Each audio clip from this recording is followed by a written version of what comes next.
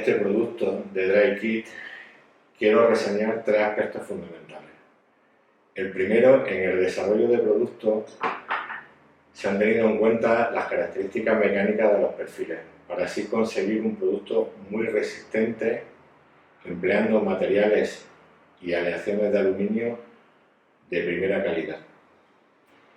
Como segundo punto principal, quisiera destacar lo que en parte nos han transmitido nuestros clientes hasta ahora, que es su facilidad de montaje, consiguiendo un tiempo reducido y por lo tanto un ahorro de costes en el proceso final.